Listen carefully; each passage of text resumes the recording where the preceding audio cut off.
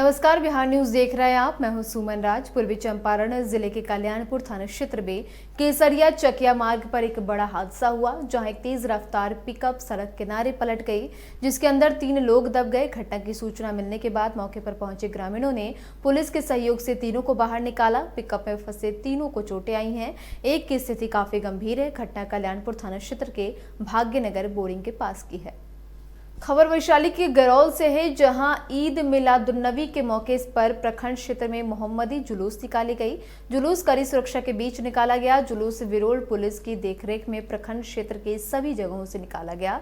इस मौके पर मुस्लिम समुदाय के लोग रात भर मस्जिदों में इबादत करते हैं और जलसा का आयोजन होता है।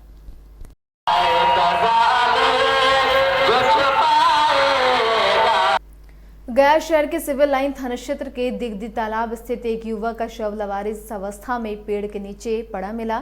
स्थानीय लोगों की सूचना के बाद मौके पर सिविल लाइन थाने की पुलिस पहुंची और शव को कब्जे में लेकर जांच पड़ताल में जुट गई है। जैसे कल जो बच्चा लोग देखा 4 बजे शाम में भी, और जिस पोजीशन में कल 4 बजे शाम में था, आज भी उसी पोजीशन में है। तो बच्चा लोगों ने बोला कि हाँ देखे ना, एक पड़ा हुआ है, कल से यही पोजीशन में है। तो उठाने की कोशिश किए तो उठाए नहीं, देखे हम लोग तो सांस उस नहीं चल रहा था, तो तुरंत थाना वाला को इन्फॉर्म किए। उसके बाद फिर सारे के सारे सभी लोग आए, देख रहे हैं तो यहाँ का परिचित तो इस मोहल्ला का नहीं दिख रहा है। अब बाकी जहाँ का होंगे वो थाना प्रभारी के द्वारा सभी पता लगाने की कोशिश किया जाएगा। बक्सर के जमुना चौक पर हर साल की तरह इस साल भी भव्य भारत मिलाप का आयोजन हुआ, जिसमें शहर के विभिन्न मोहल्लों से एक से बढ़कर एक अद्भुत झांकियां निकाली गई, जिसको देखने के लिए शहर के हजार लोग रात भर उपस्थित दिखे। भगवान आए और बक्सर उन्होंने आकर के शिक्षा का ग्रहण किया, शास्त्रों का विश्वामित्र जैसा शिक्षा ग्रहण करके, और उन्हें ब्रह्मांड का ज्ञान हुआ। और यहाँ ताड़िका का वध किया उन्होंने, राक्षसों का विश्वामित्र जी का जग कराया। रामेश्वर नाथ की पहली स्थापना उन्होंने रामरेखा घाट पर किया और पंचकोशी यात्रा करते हुए जनकपुर को पधारे। इसके बाद जो आज भरत मिलाप हो रहा है, जो रामलीला का वर्षों आदिकाल से बक्सर में होते आ रहा है और भगवान श्री राम से जुड़ा हुआ है, और भरत मिलाप जो आज है, आज भगवान श्री राम 14 साल के बाद जब लौट रहे हैं और अपने छोटे भाई भरत। बेगूसराय के प्रसिद्ध सिमरिया गंगा धाम में से 1 मास तक चलने वाले कल्पवास मेले का विधिवत उद्घाटन बेगूसराय के डीएम रोशन कुशवाहा के हाथों किया गया, जिसमें बेगूसराय के एसपी योगेंद्र कुमार, बेगूसराय सदर के विधायक कुंदन सिंह, एमएलसी सर्वेश कुमार समेत जिले के वरीय पदाधिकारी मौजूद रहे। कल्पवास मेले का उद्घाटन दीप प्रज्वलित कर संयुक्त रूप से किया गया। सिमरिया धाम में यहाँ जो 1 माह तक आने वाले कल्पवास मेला आज उद्घाटन किया गया। सिमरिया धाम, जहाँ आप जानते हैं कि हिंदू में धर्म में बहुत ही महत्वपूर्ण भूमिका रखता है, एक इसका महत्वपूर्ण स्थान।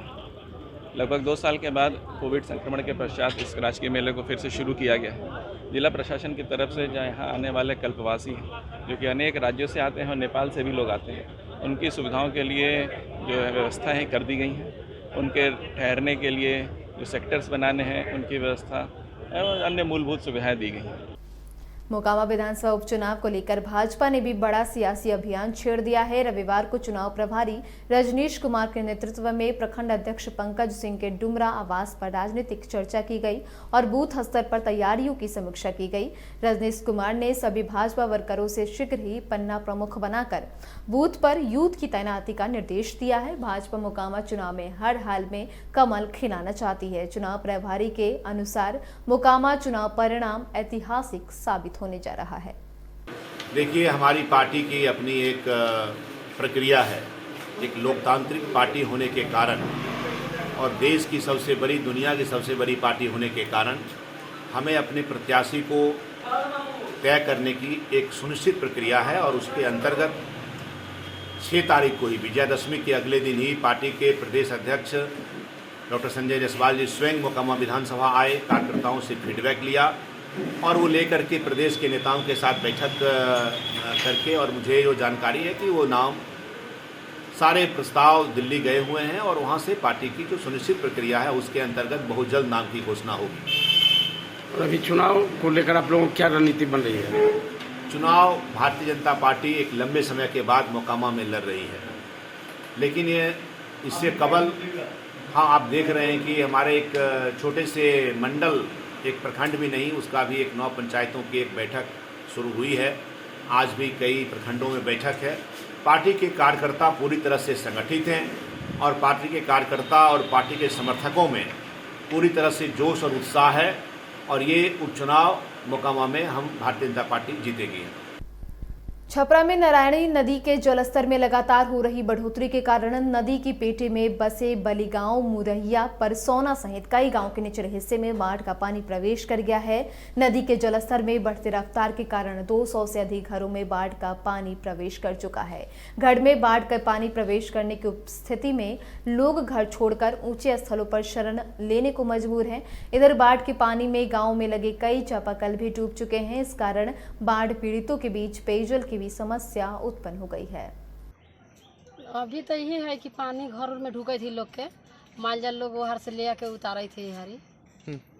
अभी के घर तो पानी ढुकते थे, दिखते ना होते धान तान दहाइए गले, दूसरे चार बोल रहे तो तनी मन धान लही है बोल तो दहाते है। तो ये अनसिंचन पानी छोड़ा गया है, जिसमें कि लगभग बलीगांव पंचायत का 200 एकड़ से ज़्यादा फसल बर्बाद हो चुका है और पानी धीरे धीरे बढ़ ही रहा है, घटने का नाम नहीं है।